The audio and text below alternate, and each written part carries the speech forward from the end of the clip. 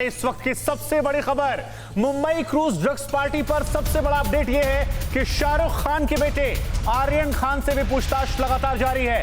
Drugs party पर आर्यन खान से पूछताछ लगातार जारी है। शिप की रेप पार्टी से एनसीबी ने 13 लोगों को पकड़ा था। मुंबई एनसीबी के डायरेक्टर समीर वानखेड़े ने इस बात की जानकारी दी है।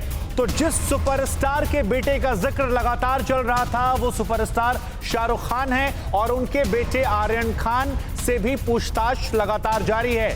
मुंबई क्रूज ड्रग्स पार्टी पर सबसे बड़ा अपडेट ये है, ये बताया जा रहा है कि 60,000 रुपए से लेकर 5 लाख रुपए तक के टिकट थे जो इस क्रूज पार्टी में जाने के लिए दिए गए थे। ये भी बताया जा रहा है कई सारे गिफ्ट मिले थे और उसके बाद जब यहां पर एनसीबी की टीम पहुंचती है वो भी इसका हिस्सा बनती है टिकट खरीदकर, और उसके बाद जब यहां पर रेप पार्टी की शुरुआत होती है तो इन तमाम लोगों को हिरासत में लिया जाता है। लेकिन सबसे बड़ी खबर, सबसे बड़ा नाम, ये तस्वीर देखिए, शाहरुख खान के बेटे आर्यन खान इस वक्त आपको तस्वीरों में नजर आ रहे हैं। ये जो वीडियो हम आपको दिखा रहे हैं और इस वीडियो में जो ये व्यक्ति मास्क लगाए हुए हैं ये कोई और नहीं बल्कि शाहरुख खान के बेटे आर्यन खान हैं। ड्रग्स पार्टी केस में जिन 13 लोगों को पकड़ा गया था उनमें इनका भी नाम शामिल है। ये वीडियो शुरुआत में वायरल हुआ था जिसके बाद कई तरह के नाम सामने आए थे, कई और लोगों के भी नाम सामने आए जिसमें लड़कियों के भी नाम हैं जैसे कि नुपुर सारिका और बहुत सारे नाम हैं जिसमें कई सारे लोगों के नाम सामने आए हैं। तो कुल मिलाकर जितेंद्र हमारे संवाददाता हमारे साथ जुड़ रहे हैं। जितेंद्र, ये बहुत बड़ी खबर, और जिस सुपरस्टार के बेटे का जिक्र चल रहा था वो बॉलीवुड किंग खान शाहरुख खान के बेटे आर्यन, कौन कौन लोग हैं प्रमुख जो हिरासत में ले गए हैं और क्या बड़ी जानकारी डायरेक्टर समीर वानखेड़े ने दी है? जी बिल्कुल, देखिए तकरीबन 8 लोगों को अभी तक हिरासत में लिया गया है जिसमें शाहरुख खान के बेटे आर्यन खान भी शामिल है। इसके अलावा उनके बेहद करीबी अरबाज वो भी इसमें शामिल है जो कि आर्यन खान का दोस्त बताया जाता है और वही बताया जाता है कि आर्यन खान को इस क्रूज पार्टी के अंदर लेकर गया था। इसके अलावा 3 लोग ऐसे हैं जो कि दिल्ली से हैं जिसमें से एक है गोमित, इसके अलावा नुपुर है और एक और अन्य सक्षम मोहक। ये दरअसल तीनों हेयर स्टाइलिस्ट हैं और इसके अलावा ये फैशन डिज़ाइनर भी हैं। तो ये तीनों एक साथ दिल्ली से इस क्रूज पार्टी में शामिल होने के लिए मुंबई आए थे। तो ये जानकारियाँ भी मिल रही हैं और फिलहाल ये ठीक मेरे पीछे आप देख रहे हैं ये दरअसल एनसीबी दफ्तर है जहां पर इस वक्त आर्यन खान से लगातार पूछताछ की जा रही है, उससे जानने की कोशिश की जा रही है कि आखिरकार कहां से उन्होंने जो ड्रग्स उसके पास से जो बरामदगी की बात कही जा रही है और जो भी उन्होंने कंज्यूम किया वो कहां से प्रोक्योर किया गया था। इसके अलावा उनका जो मोबाइल फ़ोन है उसको लगातार उसकी डिटेलिंग की जा रही है, उसकी जो मैसेजेस हैं उनको चेक किया जा रहा है, उनको खंगाला जा रहा है, जानने की कोशिश की जा रही है कि आखिरकार किस तरीके की कड़ियाँ इस पूरे मामले में जुड़ी हुई है। तो फिलहाल अभी तक 8 लोगों को डिटेन किया गया जिनसे लगातार पूछताछ हुई। तो आर्यन खान ने अपनी सफाई में क्या बोला है? रेव पार्टी में वो क्या कर रहे थे? जी देखिए, जिस वक्त कल रात उनको यहाँ लाया गया था उस दौरान उन्होंने साफ तौर पर मना करा कि मेरा इस क्रूज पार्टी में जो कि खास तौर पर ड्रग पार्टी थी उस पार्टी से मेरा कोई लेना देना नहीं है। लेकिन जब उनको लगातार ग्रिल किया गया, उनके मोबाइल फ़ोन को खंगाला गया, उसमें से कई मैसेज बरामद हुए, कई मैसेज मिले जो इस तरफ इशारा कर रहे थे। जब वो मैसेज से कन्फ्रंट कराया गया तो उसके बाद वो टूटे हैं और उन्होंने इस बात को कबूल किया आर्यन खान ने कि हाँ वो इस पार्टी का हिस्सा था और उसने कंज्यूम भी किया था, लेकिन वो शौकिया तौर पर लेता है। ऐसी बात उसने एनसीबी के सामने कबूल की है। लेकिन अब एनसीबी तफ्तीश को आगे बढ़ा रही है। जो लीगल टीम है एनसीबी की उससे भी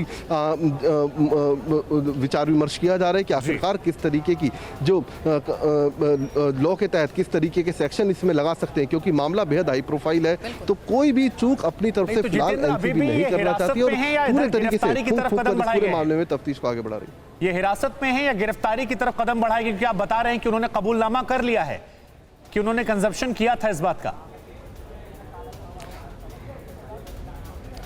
जी बिल्कुल, देखिए अभी तक सिर्फ डिटेन है, ये 8 लोग अभी तक सिर्फ डिटेन है जिनसे लगातार क्वेश्चनिंग की जा रही है। हालांकि सभी के बयान भी रिकॉर्ड किए जा रहे हैं कि आखिरकार क्रूज पार्टी में वो लोग कैसे पहुंचे, कितनी पेमेंट उन्होंने की थी, जो ड्रग्स अगर वहां पर उन्होंने कंज्यूम की तो ड्रग्स किसने उनको मुहैया कराई, क्या क्रूज के अंदर मौजूद थी या वो लोग अपने साथ लेकर गए थे। तो इस तरीके के ऐसे तमाम सवाल हैं जिनके जवाब उनसे लेने की कोशिश की जा रही है। तो फिलहाल अभी सिर्फ उनके स्टेटमेंट दर्ज हो रहे हैं, जो उनके पास से बरामदगी हुई है उसको कानून के हिसाब से देखा जाएगा कि क्या सेक्शन पूरा मामला हाई प्रोफाइल है। शाहरुख खान के बेटे आर्यन खान से पूछताछ चल रही है। आप भी बता रहे हैं कि कई नामी गिरामी लोगों के बच्चे भी इस पूरे रेव पार्टी में शामिल थे। कहीं ना कहीं जब अब पूरी जांच होगी, एनसीबी जांच करेगी, एक बार फिर से बॉलीवुड से इस शिप में हुई रेव पार्टी का कनेक्शन नजर आ रहा है।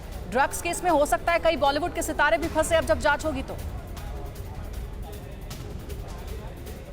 जी बिल्कुल, देखिए आपको याद होगा सुशांत सिंह मौत का केस जो था उसमें किस तरीके से कड़ियाँ एक के बाद एक खुलती चली गई थी। कई जो ड्रग डीलर्स थे उनके ना सिर्फ चेहरे बेनकाब हुए थे, कई जो बॉलीवुड के सितारे थे वो भी इस पूरी जांच में गिर गए थे। तो इस मामले में भी कुछ ऐसा ही होता नजर आ रहा है। तफ्तीश अभी चल रही है, कई नाम इसमें सामने आने बाकी है, क्योंकि आपको मैंने बताया कि सबके मोबाइल्स की डिटेलिंग की जा रही है, सबके मोबाइल्स को खंगाला जा रहा है, मैसेज देखे जा रहे हैं कि किस किस के लगातार संपर्क में थे। तो ये सब कुछ जब होगा तो आने वाले वक्त में जाहिर सी बात है कि कई और लोगों के चेहरे बेनकाब हो सकते हैं। जी एक खबर यह भी आई थी कि आर्यन के लिए शायद 2 वकील वहां पहुंचे एनसीबी दफ्तर में, इस बारे में कोई जानकारी? क्योंकि ऐसी खबरें भी सामने आ रही थी। जी बिल्कुल, देखिए कल रात से लगातार जो लीगल टीम है दरअसल शाहरुख खान की, वो लगातार कोशिश कर रही थी कि किसी तरीके से एनसीबी के जो अधिकारी हैं वो आर्यन खान से उनकी मुलाकात कराएं।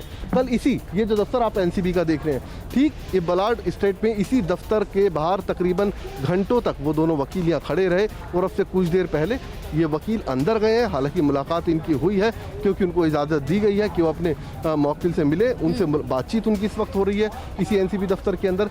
लेकिन खुद बताया जा रहा है कि जो एडिशनल डायरेक्टर हैं समीर वानखेड़े, वो इस मामले की खुद तफ्तीश करें और खुद वो आर्यन खान से पूछताछ करें, जो भी उनके पास से बरामदगी हुई, जो उनका सामान था, जो उनके मैसेज थे, उन सबको लेकर वो भी उनसे सीधे पूछताछ करें। कि अब जब 10 लोगों को शिफ्ट में जो रेव पार्टी ड्रग्स पार्टी चल रही थी, 10 लोगों को हिरासत में लिया गया है, आर्यन खान से भी पूछताछ चल रही है, अब आगे जो पूरी जांच है वो कैसे आगे बढ़ेगी? क्या इन सभी बच्चों के पेरेंट्स को भी बुलाया जाएगा? कैसे पूरी जांच होगी? जी देखिए, जिस वक्त कस्टडी में लिया जाता है किसी भी जांच एजेंसी के द्वारा, तो सबसे पहला काम जो जांच एजेंसी होती है वो यही करती है कि जो परिवार वाले होते हैं आरोपी के, उनको इस बारे में इत्तला देती है, जो भी जांच के दायरे में होते हैं। अगर उनको डिटेन किया जाता है तो उसकी जानकारी तुरंत उनके परिवार वालों को दी जाती है। और ऐसे यहाँ पर भी क्या गया, तमाम परिवार वाले यहाँ पहुँचे, उसके बाद उनसे पूछताछ की जाती है। साथ ही ये देखा जाता है कि उनके पास से कितनी मात्रा में ड्रग बरामद हुई, क्योंकि एनडीपीएस एक्ट जो है वो काफ़ी वास्ट है। उसके अंदर देखना ये होगा कि कंजम्पशन की तो कितनी की, कितने सालों से करते आ रहे हैं, तो उसके अलग अलग सेक्शंस हैं।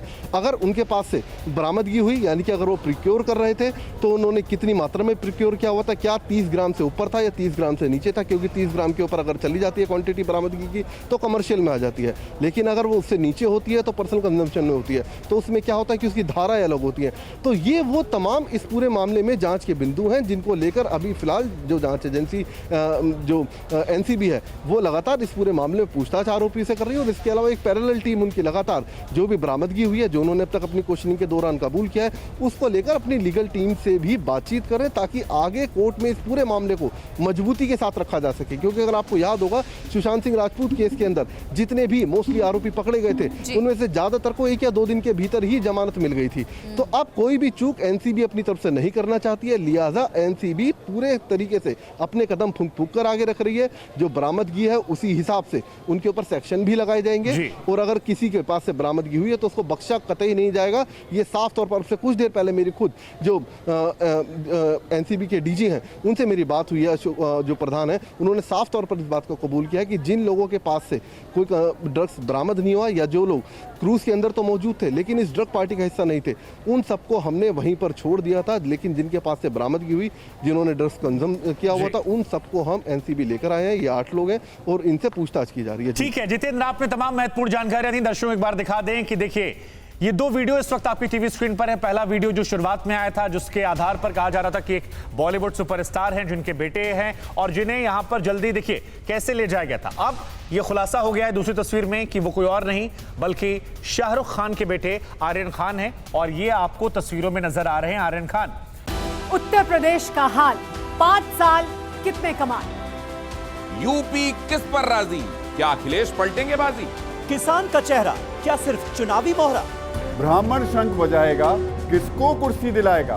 ओवैसी का प्लान किसकी तरफ मुसलमान। साल 2022 के चुनाव का सबसे बड़ा मंच देखिए TV9 भारतवर्ष सत्ता सम्मेलन उत्तर प्रदेश 4 अक्टूबर सुबह 8 बजे से लगातार सिर्फ TV9 भारतवर्ष पर।